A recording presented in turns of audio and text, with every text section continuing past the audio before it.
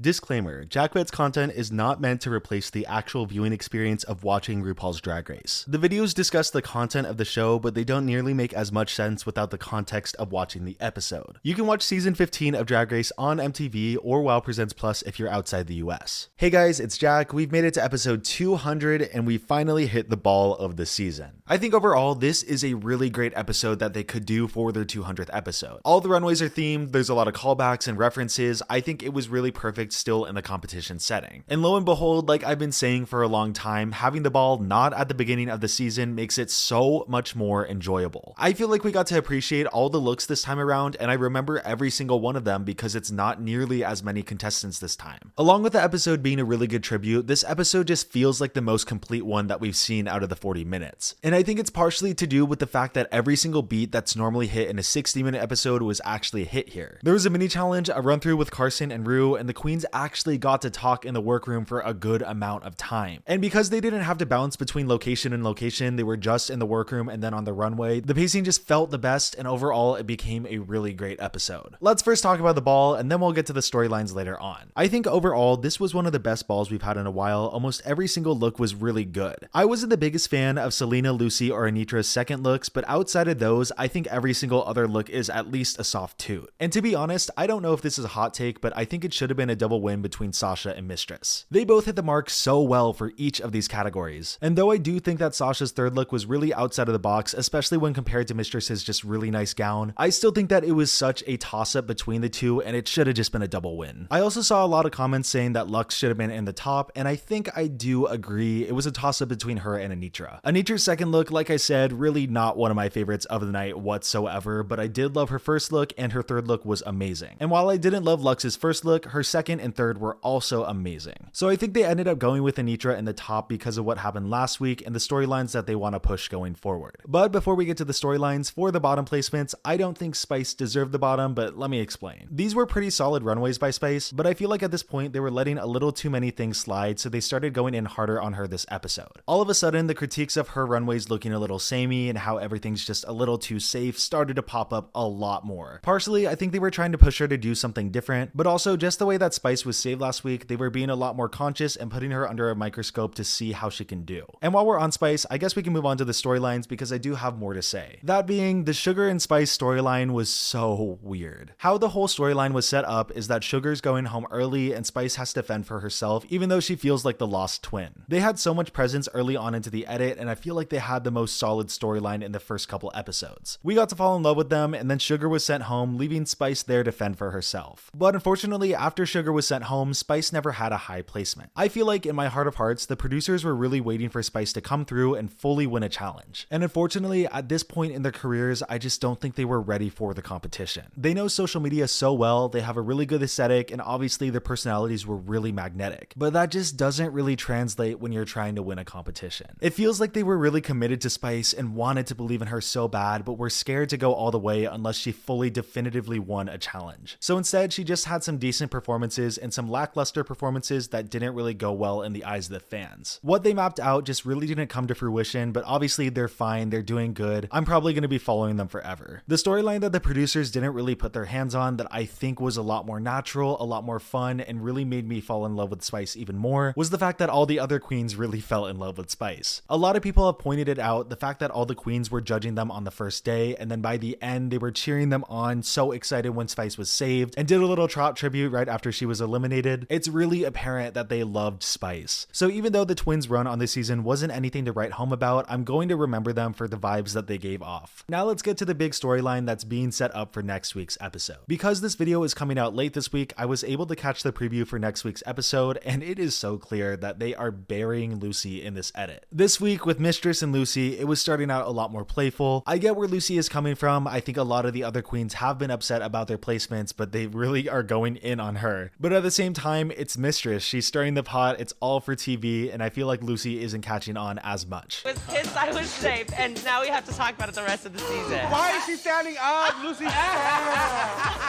But she has gone on Twitter to say that the depiction of her is not really the truth, and that makes sense. I don't think she was ultra serious, but this edit and what's coming next week, it's not looking great for her. Coming back to what I was saying about the placements of Anitra and Lux, I think Anitra was placed high because they want to start building momentum for her. Last week, she showcased every everything that she needed to be a winner of the show. Amazing performances, good TV moments, power moves all around. So she has a justified spot for being in the top, but Lux also has a justified spot too. But the storyline that they saw potential in last week was that Lux was starting to crack. Just with this week's episode and next week's preview, it doesn't really seem like it's having a major effect on her, but we'll see what happens down the line. But keeping her safe, maybe they were trying to find a way to mess with her a little bit, or maybe I'm just reading too far into it and they wanted a top 3 and a bottom 3. That's about it for the storylines that I think they're setting up, but one thing that I do want to mention is I feel like there's an absence of Malaysia just a little bit. I said in one of my previous videos that Malaysia and Mistress have been the most present in the edit so far, but I feel like recently Malaysia's kind of taken a back seat when it comes to storyline and things. I don't feel like that's fully writing Malaysia off, but with Mistress still being so present in the edit, it's just looking better and better for her, making it even further. My absolute favorite part of the episode though, something that I can watch forever, is the amazing moments between the queens. Selena gets some really good airtime and I feel like she had a little bit of a guard up and was hiding behind a character, but this episode we got to learn a lot more about her and I really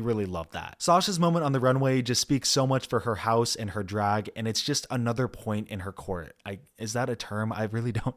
But out of every single moment of the season, Anitra's moment she had in the workroom, it's been my favorite but also the most heartbreaking. We got such a candid look at her life and how it's affected her and how she's grown from it, and I really just value that they showed all of it. This episode could have had more emphasis on the design aspect or more time on the runways, but the editors knew that this was the most important part and what we needed to see, and I'm so glad that they chose to showcase it. Along with weaving in a lot of really famous clips, the more this episode sits, the more I've been enjoying it. As for RuPaul's performance, my favorite was still that random episode of All-Star 6 where she decided to bust a move, and she honestly did pretty good. This was cute, though some people don't really like when RuPaul performs. I think it's her show, she can do what she wants. As for the lip sync, this is the first time I actually wish that they did a RuPaul song over anything else. It's the 200th episode, it could have been a really easy callback to do, but instead they went with the Lil Nas X song that I feel like is the hardest to lip sync to. They could have done Old Town Road and had Spice trot around, I think that would have been really funny. They could have done Industry Baby, that song has a lot of energy, but they went with That's What I Want. I just don't really understand why. My favorite moment of the lip sync was actually right before when Spice said, "Oh, I've done a TikTok to this, I got it." Overall, it wasn't a strong lip sync by any means, but I feel like they just weren't set up for success with this specific song. Going into next episode, though I've already seen the preview, I already knew that I was going to look out for Lucy. It's pretty clear that they're setting up a delusional edit for her, but there is still a chance that she turns it around and ends up with a win next week. But I feel like just by the edit alone, this is one of the worst delusional edits we've seen on the show, so I'm a little nervous.